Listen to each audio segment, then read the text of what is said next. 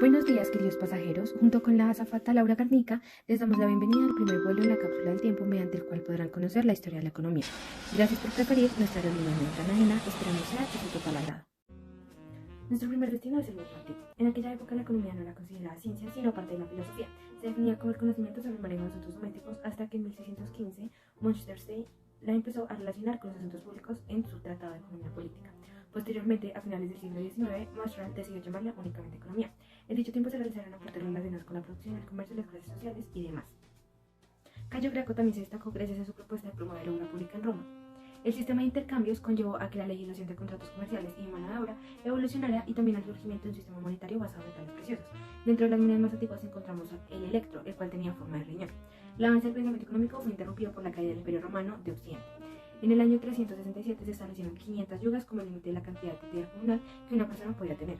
Tiberio Graco propuso que el excedente de la apropiación individual fuera entregado a las familias campesinas con capacidad de heredarlas y su hermano Cayo Graco impulsó un programa de construcción de carreteras y colonización.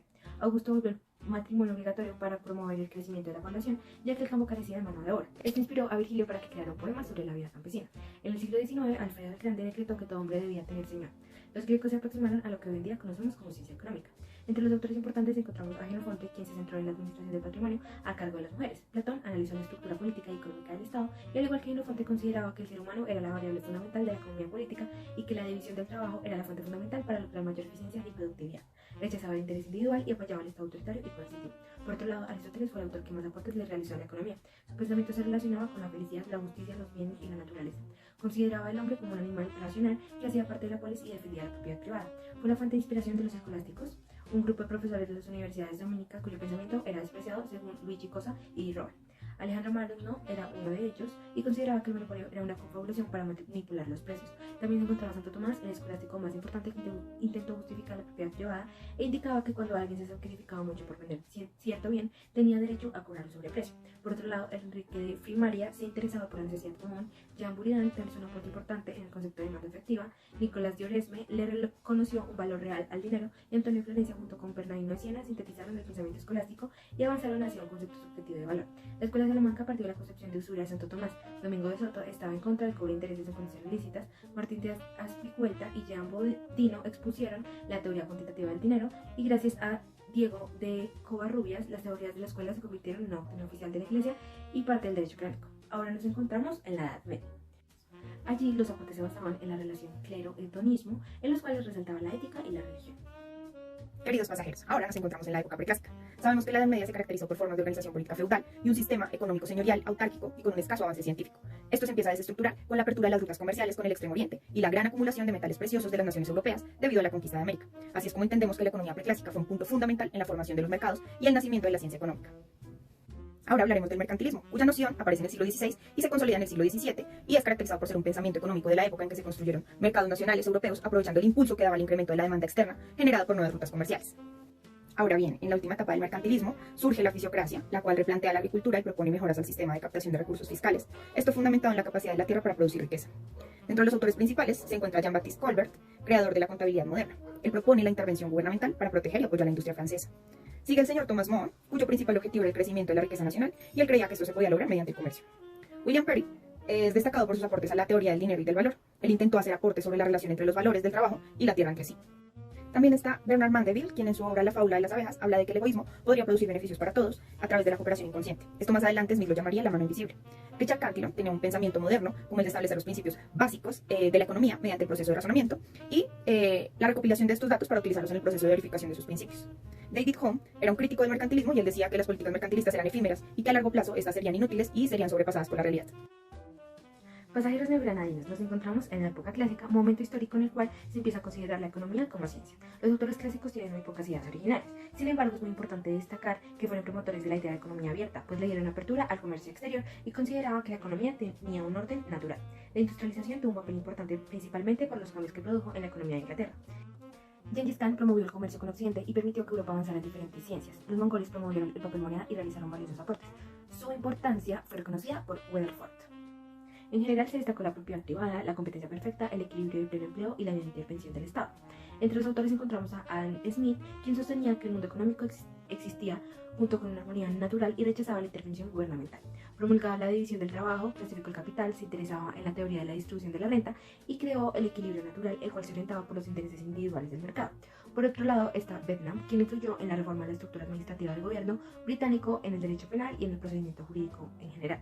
Promovió el utilitarismo. Sus principios fueron modificados parcialmente por John Stuart. En esta época también encontramos a Thomas Malthus, quien tenía una idea fatalista de la economía y la población. Propuso el aumento de la tasa de mortalidad mediante las guerras, el hambre y la enfermedad, y por otro lado la reducción de la tasa de natalidad mediante una política en la que se estableciera que los matrimonios se debían celebrar más tarde de lo habitual. Por último encontramos a David Ricardo, quien realizó importantes aportes a la teoría del valor, al comercio internacional y a las finanzas públicas. Nuestra cápsula del tiempo nos ubicará entre el año 1810 y 1930. Los marginalistas, llamados por Keynes nuevos clásicos, y los neorricardianos se inspiraron en la tesis de David Ricardo, pero desde distintas perspectivas. La economía marginalista y neoclásica se fundamentaba en las preferencias del individuo y la subjetividad de la economía. Esta aparta lo político y se acerca a lo matemático, lo que hace que tenga éxito, de alguna manera, pero que sea dudosa a la hora de interpretar la realidad. Ellos proponían ir más allá de lo planteado por David Ricardo, para lo cual tomaron conceptos de él y los replantearon a su modo para acercarse a una teoría económica pura. De igual manera le dieron origen a las escuelas inglesa, austriaca y la de Lausana. Por su parte, la economía neorricardiana estaba fundamentada también en la tesis de David Ricardo, pero proponían completarla, para lo cual retomaron ideas como la formación de precios en función de los costos y de la ganancia, la construcción de una unidad invariable de medición económica y un sistema de producción de niveles con capitales y técnicas heterogéneas con el fin de solucionar el problema de la transformación de precios y salarios. También ellos demostraron la independencia de la tasa de beneficio respecto a la productividad del capital. Este trabajo fue planteado como una fuerte crítica a la función de producción neoclásica, por lo que los marginalistas tuvieron que replantearse. Respecto a los autores neoclásicos, se encuentra Hermann Heinrich Boesen, que fue el creador de las leyes de Boesen, y tratan sobre la utilidad marginal y la equimarginalidad. También está William Stanley, que tenía una visión subjetiva y marginalista del valor. El señor Leon Walras, que formuló una teoría subjetiva del valor, pero con más aplicaciones matemáticas, hasta lograr una teoría matemática que representa el equilibrio general en el mercado. El señor Karl Menger, que sus aportes al pensamiento económico se fundamentaron en tres criterios básicos, que eran el método del estudio económico, el dinero y la economía pura. Y también está Alfred Marshall, que empleó el análisis geométrico algebraico en sus teorías, y él quería demostrar las relaciones exactas de las variables en diferentes situaciones. Como autores neorricardianos está el señor Piers Raffa, que propuso retornar a la política económica concebida por los fisiócratas y los clásicos, incluso por Marx, lo que suponía una fuerte crítica a los marginalistas y la teoría subjetiva del valor. Y finalmente Luigi Ludovico, que logró el desarrollo matemático riguroso de algunas ideas ricardianas propuestas siglos antes. Hemos llegado a un destino muy apetecido por los economistas: los mercados imperfectos, keynesianismo y economía de desarrollo. La economía neoclásica se destaca y a su vez es criticada por la libertad económica y abstracción simplificada del análisis teórico. Friedrich List aseguraba que los países que se desarrollan con el apoyo de políticas de promoción y protección de la industria y el agro pueden presentar propuestas basadas en el mercado libre. Entre los principales autores encontramos a Alexander Hamilton, quien al igual que Colbert y Bolívar dieron la política económica de su país en un momento histórico muy importante. Él no apoyaba el libre comercio, impuso aranceles y prohibió las importaciones de bienes industriales con alto valor agregado. Consideraba que la costumbre impediría que surgiera una nueva industria. Simón Bolívar eliminó la esclavitud, la servidumbre y los cacicazgos para darle apertura a la obligación del pago de salarios en dinero. Realizó reforma agraria, reguló las importaciones, promovió la navegación y se interesó por la ciencia y la educación del país. Friedrich List se opuso a la aplicación de la economía cosmopolita de Smith y propuso la economía política en Alemania. Antonio Agustín introdujo el uso de funciones matemáticas para describir diversos conceptos económicos como lo son la oferta, el precio y la demanda. También estableció el punto de equilibrio. Piers Raffa se centró en el nivel óptimo de producción de una empresa competitiva. Chamberlain y Joan Robinson escribieron sobre la competencia imperfecta. Keynes hizo un aporte muy importante, el cual fue el análisis de las causas de la prolongada recesión económica de los años 30 y también escribió un artículo sobre el fin del laissez-faire.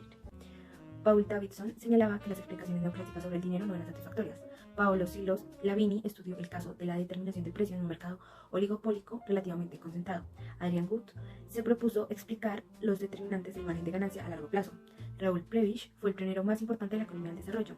Kalecki creó propuestas de desarrollo económico en países subdesarrollados. Kaldor asumió temas del cambio técnico, la acumulación y la distribución como elementos claves. Anthony Tirwell se enfocó en la idea de los mercantilistas sobre la restricción al crecimiento en el comercio exterior. Nuestro último destino se relaciona con los promotores del socialismo. El socialismo surge a partir de la idea de promover el principio de igualdad. Es por esto que se propende por una reorganización social y política para garantizar la distribución efectiva del poder político y la propiedad.